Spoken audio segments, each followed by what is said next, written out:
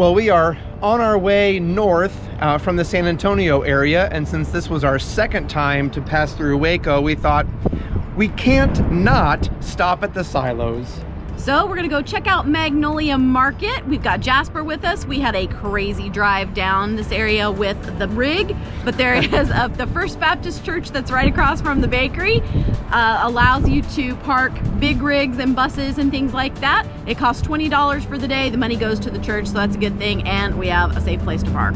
So let's go check it out. One more cold drink, one more roll, one more dance for the doors get closed.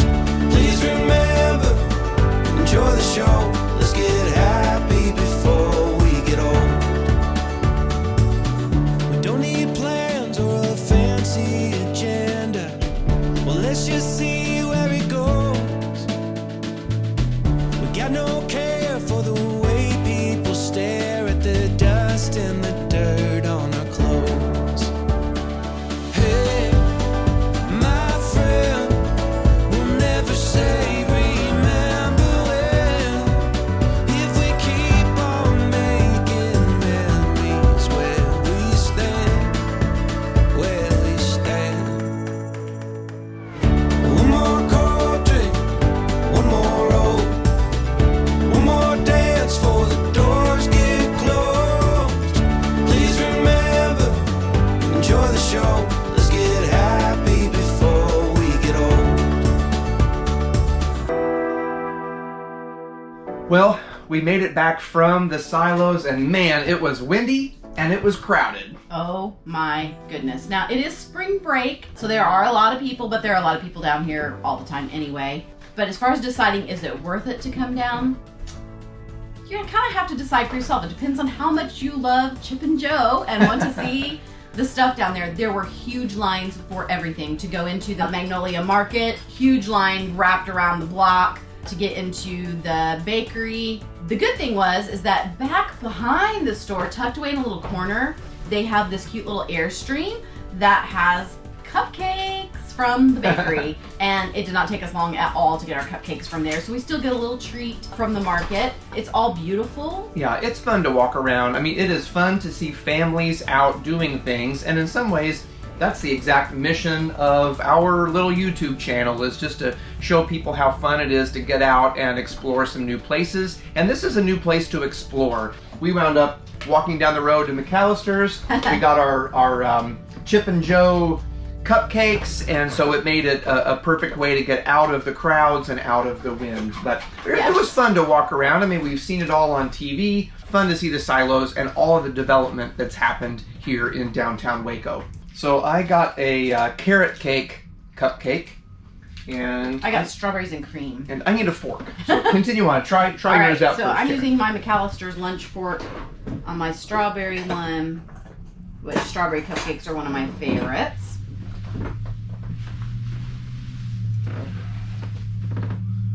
What do you think? It's very good. But I'm gonna have to say, not bragging or anything, but mine are better. I make a killer strawberry cupcake with amazing strawberry icing. I think mine's better. And this is yummy too. Lots of frosting. It's moist. Oodles of frosting. I know we would have the choice of lopping off a bunch of frosting, but I mean, I don't want to ruin the cupcake, so I'm going to just eat it as is. But yummy. I haven't had carrot cake in a little while, so that's good. Yeah. So I guess this will wrap up our review of the silos in the Magnolia Market area. Certainly worth a walk around. Not a place for me that I would want to stay for more than a walk around. No, but I'm even kind of a foodie person and love little cute markets and stuff. It's just a little too lot. crowded for my taste, I think. It's the equivalent of the cupcake with too much frosting on it. That's sort of what the experience felt like a little bit. But it's fun to check out. Yeah, check it off the list. Been there, done that, saw it. That's right. Cool. So now we'll wrap up our time here, and we are heading to Dancing Bee Winery. And Walker Bee Farm. And Walker. We're going to the bee farm. How fun is that? And that's where we're going to be doing our first boondocking stay overnight. So those of you who are not RV people that watch our stuff, boondocking means that you're camping in your camper, but you don't have like hookups and stuff. You don't have your electric or water, that kind of stuff. So all right. We'll see how it goes. We'll see you at the bee farm.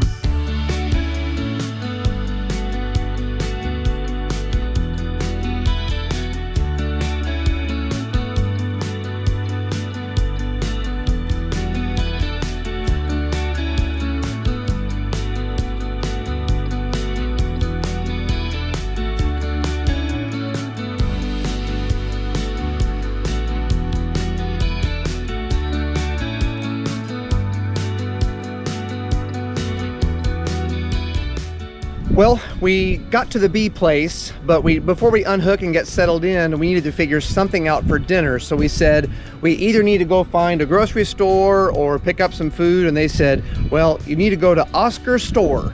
And it was awesome. It's awesome. So a perfect sort of down home, but very clean, home cooking sort of restaurant. So we got a steak and some stew, and now we're heading back to the bee farm. Yeah, it looks like this place is probably happening on the weekends. They've got a huge stage area, patio, looks like live music. So happening place in Oscar. All right, to the bees. All right.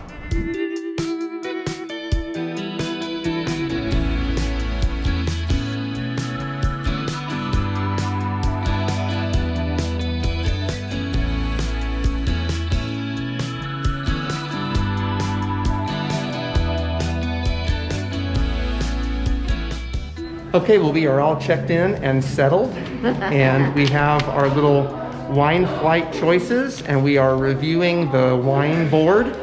And it's actually, most of them are not wines, they're meads. So what's a mead? A mead is basically like fermented honey. Fermented honey. All right, and even Jasper gets to come inside, so that's pretty special.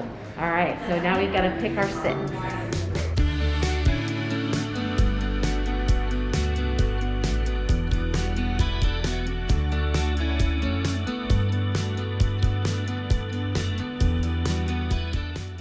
I got 3 off the grape side and 3 off the honey. All right, there's my choices.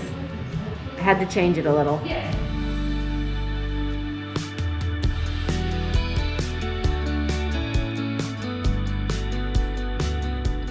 Okay, first up for me is Buzz Lemonade, and it's called Tart Lemon and Sweet Wildflower Honey.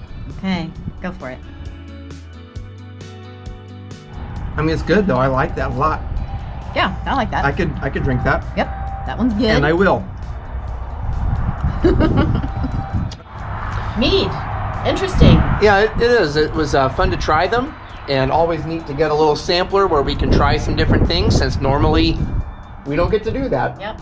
We're pretty safe with our bets normally, so this allows us to step out a little and we're bit. not huge wine drinkers anyway, so it's not like we know anything about tasting wine or mead. That's right. So, But this was kind of fun and definitely an adventure. So, yeah, let's go shop some honey in the store, and then we're gonna go figure out how to do this boondocking at our Harvest Host here. These people are so nice.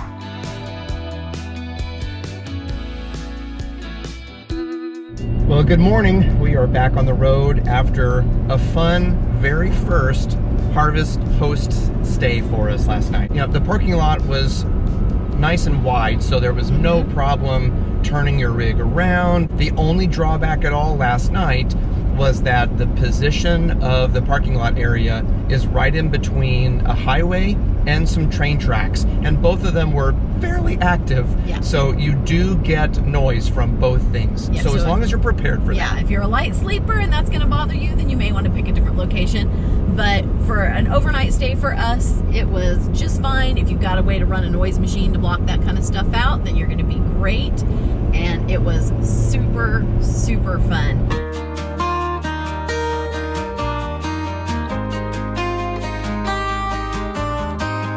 Paralyzed, like no disguise, no shame.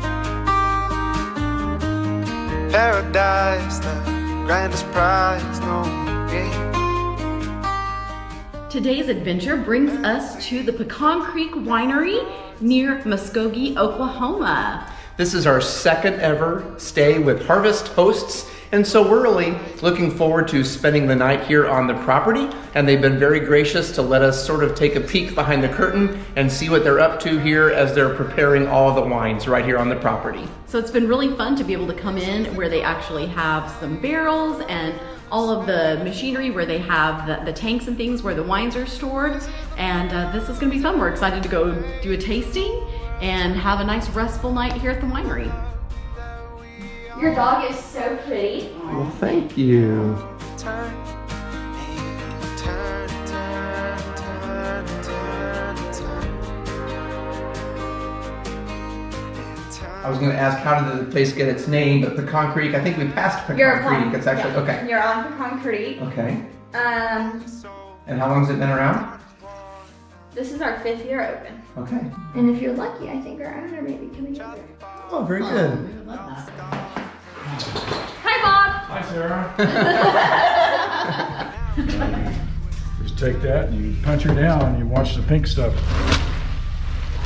Keep that cap wet. See that? See that Yes. froth? Uh-huh. That's CO2 bubbling through the wine from the fermentation. So how much liquid has been added other than just the grapes? 0. Okay, wow. Well, I mean, outside, we have to add I want to take a the peek. yeast. Sit. The yeast is, I don't know, about 8 ounces of water on yeast, so you had to do that. You want to touch it down? Yeah. Yeah, go. And then there's a pectolytic enzyme, which is about 1 or 2 ounces in there. So yeah, there's a little bit of it. Gotcha, but all the liquid just comes from the grapes. Very cool. Anyway, so this will make about 7 gallons of wine. Wow, nice. And, it's fun and it's something you don't see very often, Yeah. especially this time of year. Yeah. Very cool. And So we- once you pull the liquid then off the grapes, does that get aged, or is Yeah. it ready to drink, or what happens next? when it's done fermenting, we'll press it. We could even try a little bit right now. That's enough. 2 people can get an idea.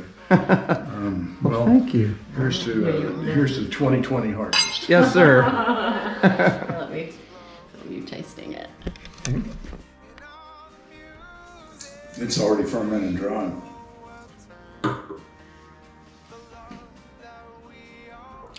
I actually like that a lot. It's kind of thick, isn't it? Uh-huh. Yeah, that's Might okay be able though. to I like handle that. Yeah.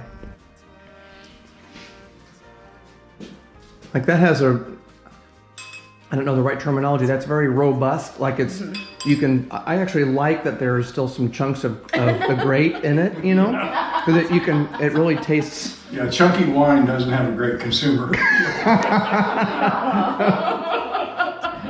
Pecan Creek Winery has been a really nice Harvest Host location. It's fairly easy to get to off the road, though. When you are driving in the main road, it's pretty bumpy. We actually could only go about 25 miles an hour pulling our fifth wheel because it was really bouncy, but not hard to get to. There is a flat lot. You're actually mainly on their concrete driveway, and they have a 50 amp hookup that you can use. And water. And water. So that's a big luxury at a Harvest Host location because normally it's just straight out boondocking. This has been another great experience with Harvest Host. We can't wait to explore more spots all across the country. It's just a nice way to support a local business, Yeah. wind up getting a unique and sometimes secluded camping spot, and get to meet some really special people. So we're excited especially to do here it. because you've got to make sure that you go into the winery and do the wine tasting. We lucked out that one of the owners, Bob, came in today and he basically gave us winemaking lessons. It was really awesome. And we would never have gotten to do this unless we just get out there and look for some of these opportunities. So we encourage you to get out there because today is an adventure day. One more cold drink, one more roll, one more dance for the doors get closed. Please remember, enjoy the show. Let's get happy before we get old. Let's get happy before we get old. No more whiskey, I'll have a Coke. Catching bass on an old fishing boat. One more story from Grandpa Joe. Let's get happy.